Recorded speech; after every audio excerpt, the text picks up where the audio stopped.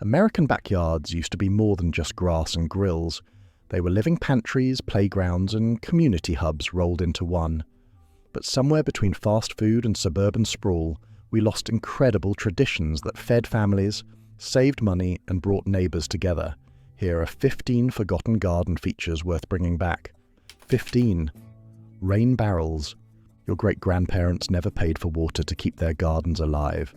Rain barrels sat under every downspout, quietly catching what fell from the sky for free. These simple wooden or metal containers could collect over 600 gallons from just 1 inch of rain on a typical roof. Families used this water during dry spells, never worrying about utility bills or drought restrictions. But when municipal water systems expanded and made tap water cheap and convenient, rain barrels started disappearing from backyards. Some cities even banned them, claiming they interfered with water rights. Today, though, they're making a comeback. With water costs rising and droughts becoming more common, gardeners are rediscovering that catching rain isn't just smart. Its free modern rain barrels come in sleek designs that fit any backyard, and they can save you hundreds of dollars a year while keeping your plants thriving naturally. 14.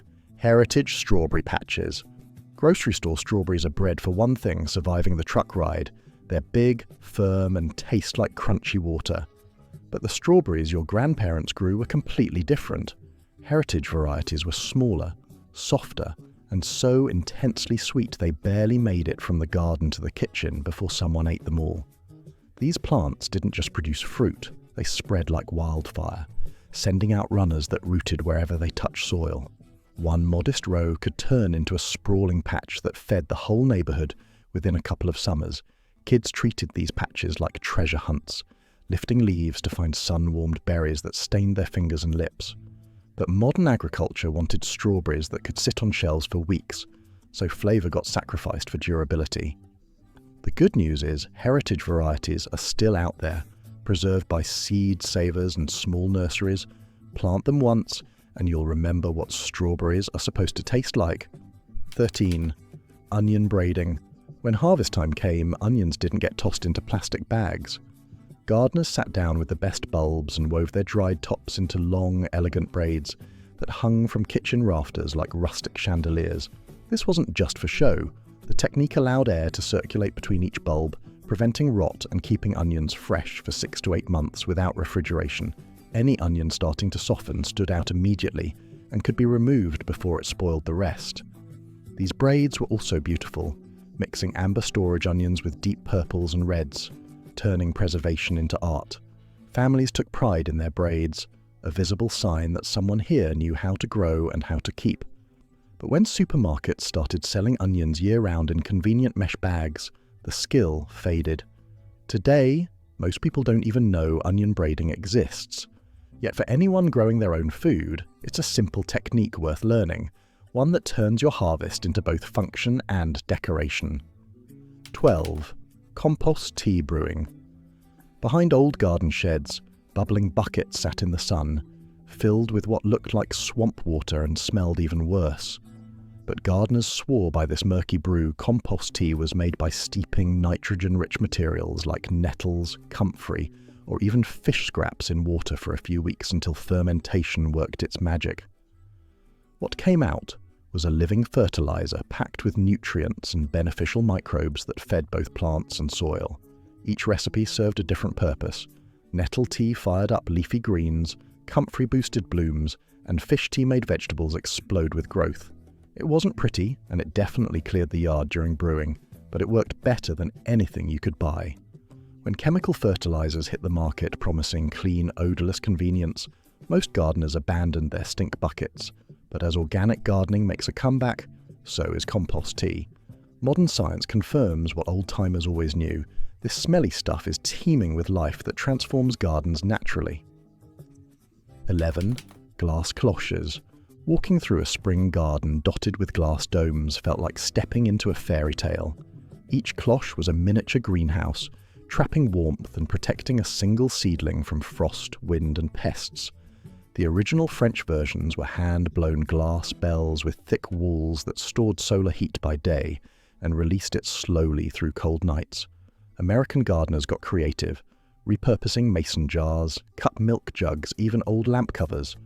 With these tiny shelters, lettuce could defy snowstorms and tomato seedlings went into the ground weeks early. Herbs overwintered where they had no business surviving. It was season extension at the smallest scale, one plant at a time. But when plastic row covers and garden fabric became available, cloches fell out of favour. They were fragile, required individual placement, and took up storage space. Still, there's something special about the elegance of glass domes glistening in morning dew. For gardeners who love combining beauty with function, cloches are a forgotten art worth reviving. 10. Ollus, clay pot irrigation. Buried in desert gardens 4,000 years ago, a simple technology solved what modern drip systems still struggle with today. Ollus are unglazed clay pots that you bury next to your plants with just the neck exposed. Fill them with water every few days, and the porous clay slowly sweats moisture directly into the soil only when roots need it. No runoff, no evaporation, no timers or batteries required. Native American farmers in the Southwest grew corn, squash and beans in brutal heat using this method, and studies show Ollus can cut water use by up to 70% compared to surface watering. The genius is in the simplicity. When soil dries out, it pulls water through the clay walls. When soil is moist, nothing happens. It's completely self-regulating. But when cheap plastic hoses and sprinkler systems flooded the market, Ollus got buried in history, along with a lot of other practical wisdom today. Permaculture gardeners and desert homesteaders are bringing them back. You can buy modern versions online, or make your own from terracotta pots. For anyone dealing with water restrictions or high bills, this ancient trick still works perfectly. 9. Asparagus beds. There's an old gardening saying that goes plant asparagus for your children. It's not an exaggeration. In the first year after planting, you get nothing. The second year, maybe a few thin spears if you're lucky. But by year 3, something magical happens. Thick, tender stalks start shooting up every spring like clockwork, and they keep coming for the next 30 years or more. Some documented asparagus beds in North America are over a century old and still producing. Families treated these patches like sacred ground, clearing the sunniest spot, working in wheelbarrows of manure, and spacing the crowns carefully. Once planted, you didn't disturb them. These were living heirlooms passed down through generations. But modern culture wants instant results. Most people won't wait 3 years for anything, let alone vegetables. So, asparagus beds became rare, replaced by crops that produce in a single season. If you can embrace the patience, though, an asparagus bed is one of the best investments you'll ever make in your garden. Start one today, and it could still be feeding your grandchildren. 8. Grape arbors. Imagine walking through your backyard in late summer under a living ceiling of grapevines, clusters hanging overhead, sunlight filtering through heart-shaped leaves. That's what grape arbors offered. Part architecture, part orchard, part shaded sanctuary. These wooden frameworks stretch between house and garden, creating green corridors that transformed basic carpentry into something magical.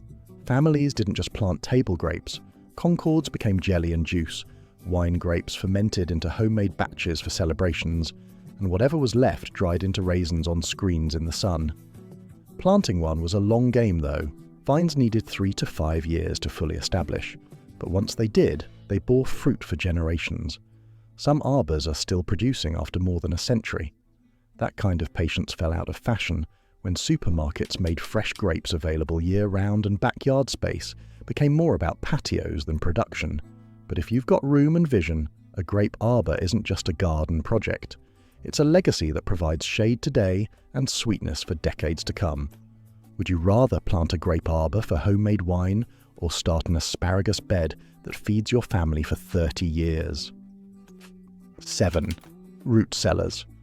Before refrigerators hummed in every kitchen, families stored their harvest in underground chambers that stayed naturally cool year-round.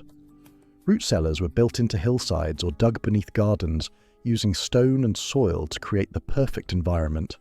Inside, temperatures hovered between 32 and 40 degrees, with humidity near 90%, ideal for keeping potatoes, carrots, beets and cabbage fresh for 6 months or more. Families packed vegetables into crates or sand-filled bins, treating them like living supplies that needed the right conditions. Apples sat on separate shelves because their gases could spoil other crops.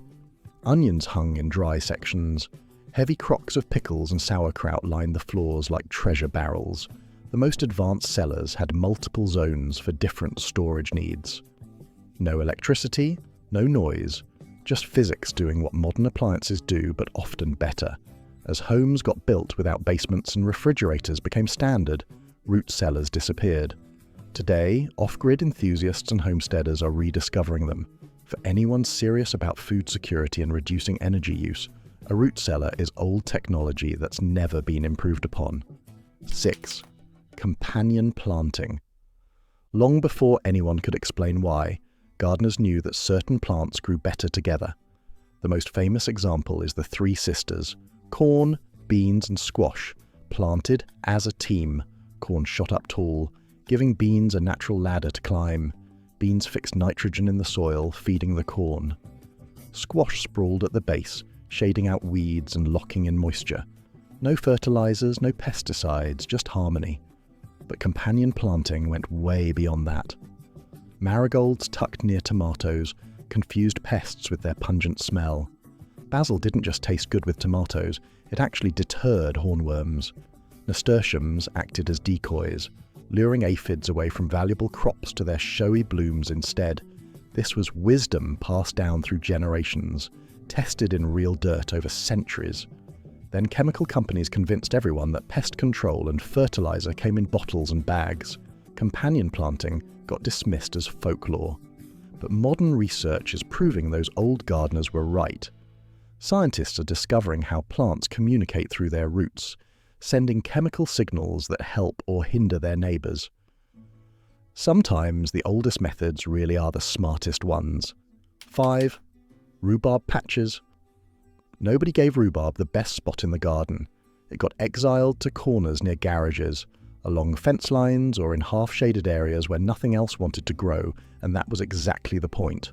Once you planted rhubarb, it just stayed there, shrugging off droughts, ignoring neglect, and returning every spring like an old friend who never holds grudges. Those thick red and green stalks would burst from the soil fast enough to startle you, ready for pies, jams, and sauces that tasted like childhood. Families didn't just pass down the plants, they passed down recipes too, each one a little sour, a little sweet, and soaked in nostalgia. Rhubarb wasn't flashy or trendy, but it was reliable in a way most plants aren't. Then tastes changed. Fewer people baked from scratch, grocery stores offered endless dessert options, and patience for perennials faded. Today, you're more likely to find forgotten rhubarb patches at old farmhouses, still producing decades after the original gardener is gone. For anyone who values low-maintenance plants that give back year after year, rhubarb deserves a comeback. 4. Victory gardens. During World War II, growing food at home wasn't a hobby. It was a patriotic duty. With ration books stretched thin and store shelves often bare, nearly 20 million Americans transformed backyards, rooftops, and vacant lots into victory gardens. By 1944, these gardens produced a staggering 40% of the nation's vegetables. City apartment dwellers built rooftop planters, factory employees tended lunchtime plots, and schoolyards became rows of potatoes and cabbage. Even Eleanor Roosevelt planted one on the White House lawn to set an example. Families learned to can, pickle, and preserve everything they grew. Kids hauled compost, neighbors swapped seeds and recipes, and entire communities rallied around the simple act of feeding themselves. It wasn't just about survival, it was about solidarity and self-reliance. After the war ended, victory gardens faded as supermarkets expanded and convenience took over. But every time there's a crisis, whether economic or environmental, people rediscover what their grandparents knew. Gardens aren't just about food, they're about hope, control, and the power of ordinary people to take care of themselves and each other. 3. Bean teepees. Before plastic playsets filled backyards, kids had something way more magical, a living fort that grew taller every day. Bean teepees were simple to build, 6 to 8 long poles tied together at the top, runner beans planted at the base, and then you just waited. Within weeks, vines climbed skyward, their heart-shaped leaves forming walls and ceilings that created cool, shaded hideaways by midsummer. Children crawled inside to read, snack on tender beans still warm from the sun, or just disappear into their own secret world. Parents loved them because they kept kids entertained, connected to nature, and provided a steady harvest all season long. When fall came, the whole structure composted back into the earth with no cleanup required. But as gardening became less common and backyards turned into lawn showcases, bean teepees vanished. Plastic slides and swings took over because they required zero maintenance and no patience. Still, if you've got kids or grandkids and even a small patch of soil, this is one tradition worth reviving. It combines play, education and food in a way no store-bought toy ever could. 2. Cold frames. Long before backyard greenhouses became expensive status symbols, gardeners had a humbler trick that worked just as well. Cold frames were simple wooden boxes with old windows or salvaged glass laid on top, positioned against the sunniest wall of the house. No electricity, no fans, just sunlight and smart design. During the day, they soaked up warmth at night. The thermal mass of the soil beneath held that heat, creating a cozy microclimate even when snow blanketed the ground outside. Inside, lettuces, spinach and radishes thrived in what should have been frozen dirt. Many families stretched their growing season from February all the way into December, keeping fresh greens on the table through frost and chill. Cold frames weren't flashy, but they worked, quietly extending harvests with nothing but glass, dirt and patience. As grocery stores began stocking everything year-round and convenience won out, cold frames disappeared from most backyards. Today, though, they're experiencing a quiet revival among gardeners who value sustainability and self-reliance. You can build one for practically nothing using reclaimed materials, and it'll give you fresh food when everyone else's garden is sleeping under snow. 1. Garden generosity and seed sharing. Of all the traditions we've lost, this one might matter most. Backyard abundance was never meant to be hoarded, it was meant to be shared freely. Every August, zucchini grew faster than families could eat it, so baskets appeared on neighbours' porches with handwritten notes or no note at all. Tomatoes got swapped for sweet corn, a jar of home-canned peaches came with a recipe scribbled on the lid, and older gardeners taught younger ones how to save seeds or fight off squash bugs, often in exchange for help turning the compost pile. These quiet exchanges created economies of trust that held communities together. Seeds passed from hand to hand carried decades of adaptation to local soil and climate. In many cases, they're the only reason heirloom varieties survived into the 21st century. But as suburbs spread and people stopped knowing their neighbours, garden generosity faded. Fences went up, lawns replaced vegetable beds, and food became something you bought, not something you grew and gave. The good news is this tradition costs nothing to bring back. It just takes one person willing to grow a little extra and share it. Because gardens don't just feed bodies, they feed connection, kindness, and community. These traditions didn't fade because they stopped working. They faded because we forgot why they mattered. But every single one still has something to teach us about growing smarter, wasting less, and reconnecting with the land beneath our feet. If you found value in this video, you're going to love this next one.